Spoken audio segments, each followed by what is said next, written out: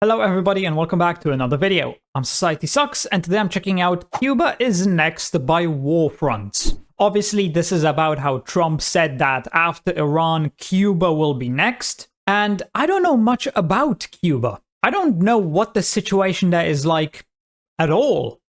I only know that they have some blackouts. That's pretty much all I know. And that there's communism, so the country's not exactly doing the best. Yeah, let's see why Cuba will be next. Day 12, ladies and gents, of the war in the Middle East, but in the year that just keeps on giving. Toss over to WarFronts for the E's, thank you so much. We had to make room for what's shaping up to be the next domino. An American operation, another one against Cuba. A friendly takeover.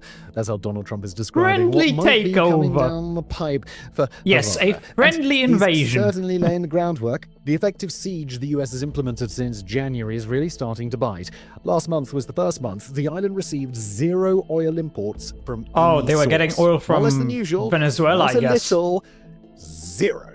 It's reached the point where planes can't land there because there's not enough fuel to get them back up in the air, and hospitals have indefinitely suspended just about any non-life-threatening procedure. Oh, that's bad. The fall of the regime in Havana has been unsuccessfully predicted for over half a century at this point, and given that the US has its hands just a little busy over in the Middle East, what might this really mean for the island? And will it truly The people become will Trump's suffer next regardless of what military happens, target? unfortunately. The siege. Now, when we covered Cuba on our sister channel Homefronts back in January, it was in the immediate fallout from the arrest of Venezuelan President Nicolas Maduro. The island was already in pretty rough shape, rolling blackouts were a daily fixture of life, the economy was in shambles, and the grid had suffered multiple nationwide I didn't realize they had collapses over the previous blackouts year that the government barely managed to patch back daily. together each time. For But months while it already. was clear that Havana would be squarely in the administration's sights moving forward, especially through completely cutting it off from its energy lifeline in Caracas, actual regime change there was still something of a hypothetical. A big reason for that? Back then, it was Iran that we told you would be next. Well, we can see how that prediction played out, which freed up the on-deck position. And all indications are that So who's it next has after since been Cuba? filled by Cuba. What's happened in the 2 months since our last episode is that the cut-off of Where Venezuela else are turned dictators out to currently be in the power? beginning of an even more expansive campaign to sever every dollar, every barrel, and every escape route that the regime has left. On the energy front specifically, something that had largely gone unnoticed was that Mexico had overtaken Venezuela as Cuba's largest oil supplier last year. And in the immediate guessing that fallout of didn't the last operation, long. Mexican President Claudia Sheinbaum The US initially definitely wouldn't be committed to happy. honoring those contracts, not increasing them, but delivering what they had already signed up for, framing the issue as both a sovereign and humanitarian matter. And to her credit, one tanker did arrive in Havana in January. It was still a fraction of what the islands actually needed, though, and even this would not last. On January the 29th, the Trump administration issued Executive Order 14,380, declaring a national emergency, enabling the president to impose tariffs that targeted any country So yeah, that no oil directly to or Cuba. indirectly sells or provides oil to Cuba. The critical detail is the scope of that treaty. The order authorized additional duties on all imports from offending countries, not just energy products, meaning that for Mexico, continued shipments to Havana risked triggering penalties across the entire USMCA trade shit. relationship almost immediately. Sheinbaum acknowledged shortly thereafter. See, starving Cuba would definitely be the best way to try and get rid of the current regime in it. But to do so, you will have to make the people of Cuba suffer. He even said it himself.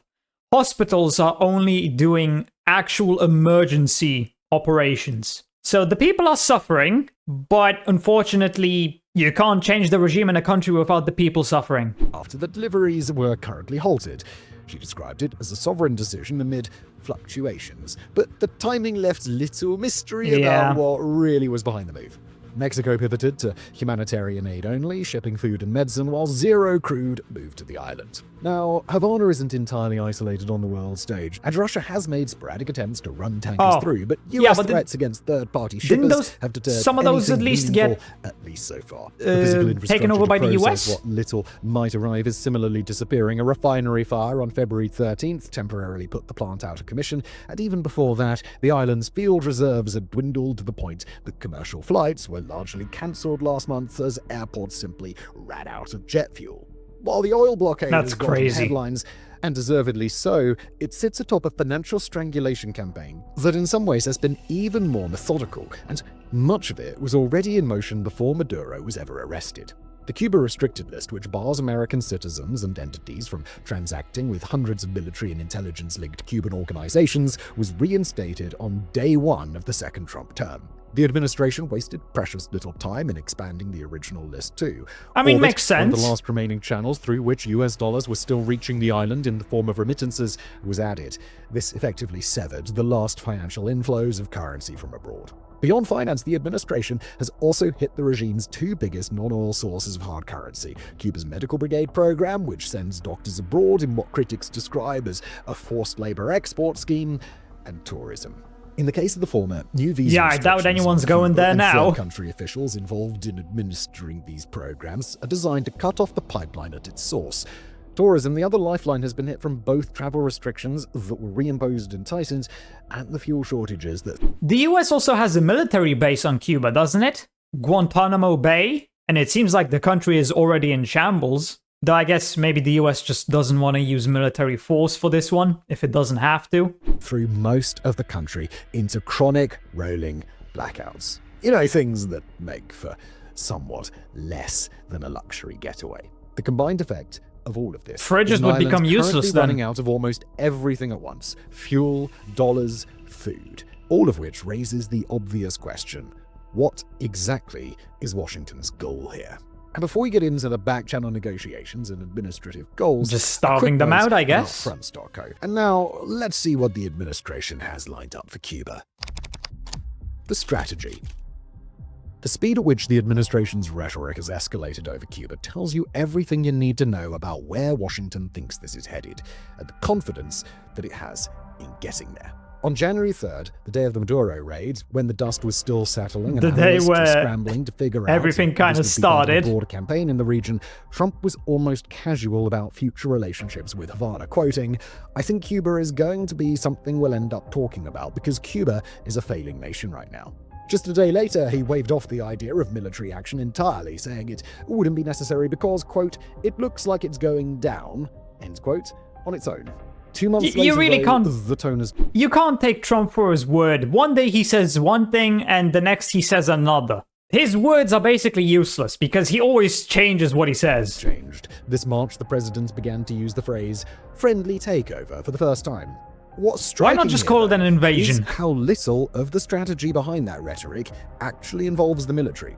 Now, this is almost certainly influenced by the fact that Washington is currently engaged in the largest military operation since the Iraq War back in 2003.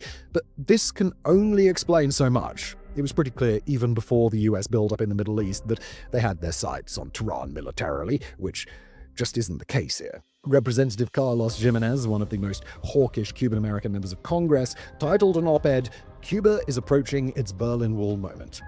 Now, for the younger members of Well, the audience, people were the part ones of who tore what it made down. the Berlin Wall's fall so famous was that it did not involve a military deployment, Exactly. but rather a popular movement of the people after the system around it had rotted out. And that is the bet that Washington appears to be making here. That the Cuban regime and its legitimacy is rotting faster than it can patch the holes, and that patience costs essentially nothing, while an invasion would cost a great deal. Yeah, but here's the question. What happens when the Cuban regime does the same thing that the Iranian regime has done and simply starts killing protesters en masse? Iran has killed, how many was it? 40,000? More than 40,000 protesters? What stops Cuba from doing the same? And based on the numbers, it's hard to argue with them. February 2026 was, as we mentioned earlier, the first month in over a decade where Cuba received zero oil imports from any source. Perhaps unsurprisingly then, the grid is running at half capacity on its good days, with analysts On warning its that good complete days. fuel depletion could arrive within weeks.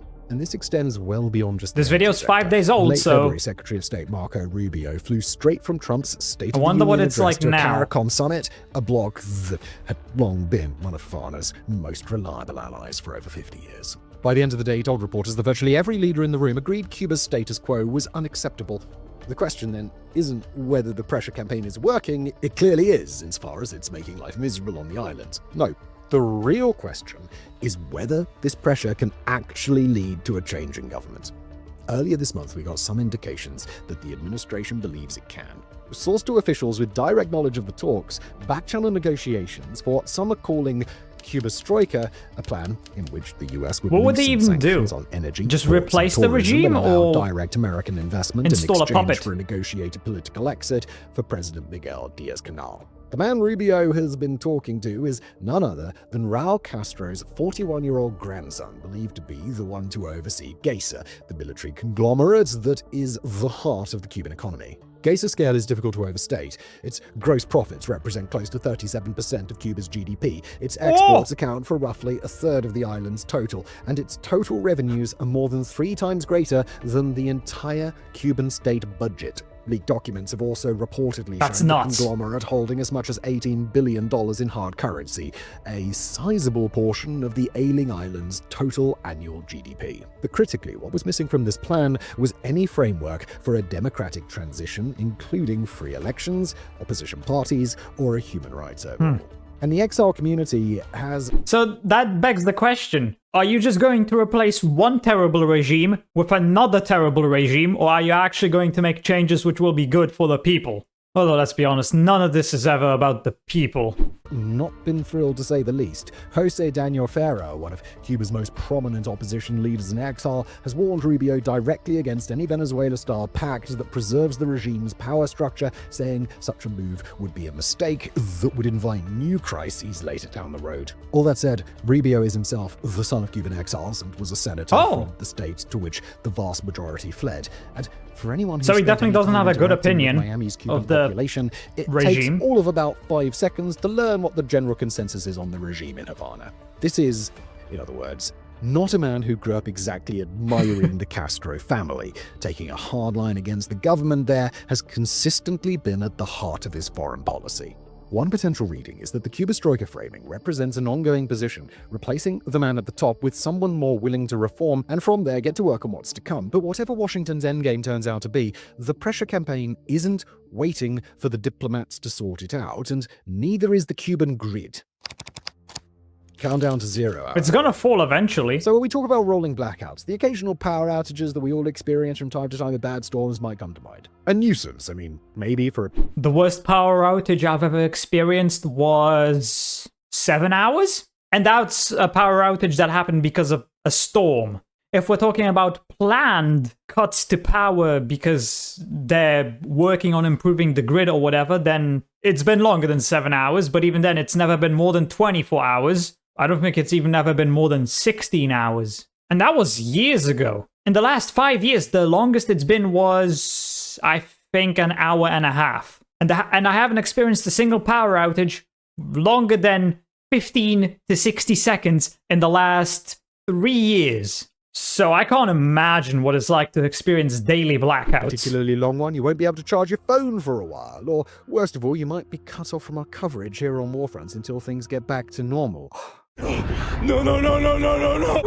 Wait. What happens in Cuba is a different universe. Completely black, no lights. The Guterres thermoelectric plant, the same aging facility whose collapse in October 2024 plunged most of the island into darkness, went down once again, and this time it took 2/3 of the island with it. It was repaired within 4 days, but by then the damage was done. 4 days? In any case, the grid that came back online was still running at less than half the country's demand. During the crisis, Cuba was producing about 1,200 megawatts against a need for over 2,200, and the blackouts that used to last 12 to 14 hours have now stretched past 20. In other words, chronic mismanagement That's not normal. blockade have managed to do to Cuba's power grid what it took the Kremlin 4 years of constant bombardments to do to Ukraine's. Yeah. What that means in practice is That's that a good daily life in comparison. Cuba has reverted to something closer to pre-industrial. Refrigerators are next to useless, given how long the blackouts last for, so perishable goods are often impossible to store. Most of Havana's garbage trucks are sitting idle without fuel, so trash is piling up for weeks at a time and ultimately ends up getting burned in the street. Over 80% of the country's water pumping infrastructure runs on electricity, meaning that when the power goes down, so does the water. And close to 1 million Cubans depend on tanker trucks that themselves need fuel to operate. Families have taken to filling buckets during the few hours with power each day. So yeah, just a lot of human suffering. Every basic task before the lights cut out again.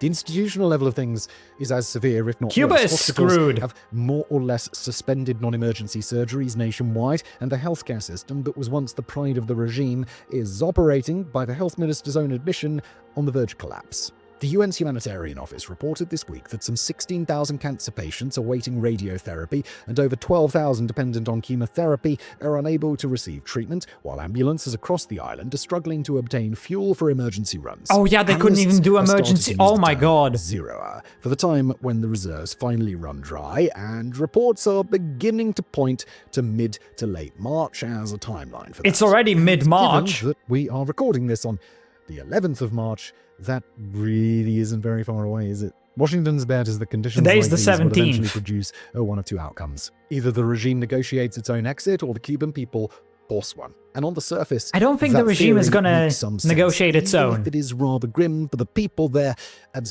will certainly lead to loss of life. In the days after Probably the March already 4th has. blackout, protests erupted across multiple Havana neighborhoods and spread across the I did hear island about to some of the cities like recent Matanza, protests. with people chanting freedom and down with communism. And for Cubans who might rather leave than fight, that option has more or less dried up as Can't well. leave if there's no Allowing way to critics leave of the island. To leave the country was for years a not-so-secret release valve, one less political dissident or rioter in the streets that the regime would have to worry about. Yeah? Since 2021, the easiest way Cubans were able to do this You don't was want- via Nicaragua, whose If you don't want people who are anti-government, just let them leave. That's pretty smart. visa-free policy has been a head nod to those who want Less to gain risk a of foothold into rebellion, the continent from where I they could suppose. head north. On February the 8th, though, Managua quietly revoked the arrangements, a move I wonder widely understood as why. a concession to Washington after Maduro's Of capture course. left the Ortega regime increasingly isolated and, if our sources are to be trusted, eager to avoid becoming the subject of our potential Nicaragua is next episode. That leaves ordinary Cubans Oh, so with essentially Nicaragua might two be options: next. endure or take to the streets. And the regime has spent years making sure they know what the second one costs. The last large-scale protests, which date back to 2021, still loom large in ways that have prevented the current ones from escalating. Over 1,000 people were arrested back then, and many of them are still serving sentences of 15 to 20 years for little more Jesus. than chanting slogans, including children. Cuba Children? watchers sometimes invoke North Korea to explain how a government this battered can still be I wouldn't call them standing. North And while Korea. it's not a perfect analogy, as the Cuban regime isn't anywhere near as insane or as Exactly. brutal as the one in Pyongyang, the comparison can still offer something. Pyongyang demonstrated decades ago that a regime can survive extraordinary circumstances if its security apparatus remains cohesive, regardless of the opinions of the domestic population. Famine may have killed hundreds of thousands or even millions of North Koreans in the 90s, but the Kim family didn't It's blink. still here. When it comes to most uprisings against dictators, the fatal blow usually isn't a mass protest, but the state losing confidence in itself, which usually takes the form of no longer being willing to pull the trigger on its own people. As of the time of recording on the 11th of March, there is no credible reporting of defections within Cuba's security services. Part of this comes down to the regime's own strategy to insulate itself. A late 2025 decree expanded military benefits, while supplies for defense-related units are explicitly prioritized ahead of civilian needs in the emergency So they're rationing basically plan. getting And ready. so far, it's paid off. The state's rapid response units have demonstrated nothing short of an absolute conviction to deploy to every protest hotspot without reluctance. Then there's the Iran example. Although currently getting bombed by the US and Israel, the regime in Tehran showed despots everywhere just 2 months ago that you could Exactly. put down gigantic nationwide protests in days, so long as you keep the military on side and are willing to kill eye-watering numbers of people. To be fair to Havana, it has never yet engaged in a crackdown remotely as Yeah, but how brutal much as the longer Iranian until one. they do? But the overall lesson of reacting harshly will not have passed them by. Still, things may be changing. The Cuban regime has always paid and fed the apparatus first, but this time, the reserves funding the officer corps are the same reserves approaching 0 hour. And once that hits, there is nobody coming to replenish them. Every other regime that has fallen to popular pressure has had one thing in common: a moment when the people holding the guns decided that the people giving the orders weren't worth dying for anymore. Whether Yep. that comes down to purely materialistic self-interest, ideological or religious commitment to the state, or something else entirely, may vary from case to case, but ultimately, a state where the men with guns are willing to use them is in a pretty strong position. And while we're not in the business of predicting the future, we have to imagine that if Cuba doesn't reach a deal with Washington by Zero Day, we're going to see the commitment from the men with guns there be put to the test. After all, only time will tell whether the next step is a peaceful transition, a revolution, or the seeds of yet another military intervention. Thank you for watching. I mean, I'm not a Cuban. I've never been to Cuba. I still obviously don't fully know what the situation is like there. This video can only portray so much. Usually allowing the men with guns to deal with dictators only helps in bringing another dictator into power. You know, you replace one dictator with another. There's plenty of examples of this. I feel like a military intervention from another country, perhaps the US, who is very close to Cuba, would still be necessary, at least to a certain degree, to make sure that they don't replace the current dictator with another one. Because that could very well happen. History has shown that time and time again. It may not be the best comparison, but take a look at Africa. How many countries there have had dictators who were only then replaced by another dictator, then replaced by another one, and it just continues. It's a cycle. Although I suppose in some of those countries, intervention from other countries also didn't solve the problem. Whatever. I'm gonna hazard a guess and say that Cuba will be dealt with in mid-April. Yeah, the Cuban people are definitely suffering, and they're only going to suffer even more. There will certainly be a lot of deaths among the civilian population, which is to be expected. It's a shit situation. But yeah, we'll see how this situation continues and when Cuba will be dealt with. Let's put it like that. So anyway, I hope you enjoyed this video. If you did, please consider subscribing and leaving a like. If you want to see more reactions, check out this video right here. And with that, I hope I'll see you in the next video.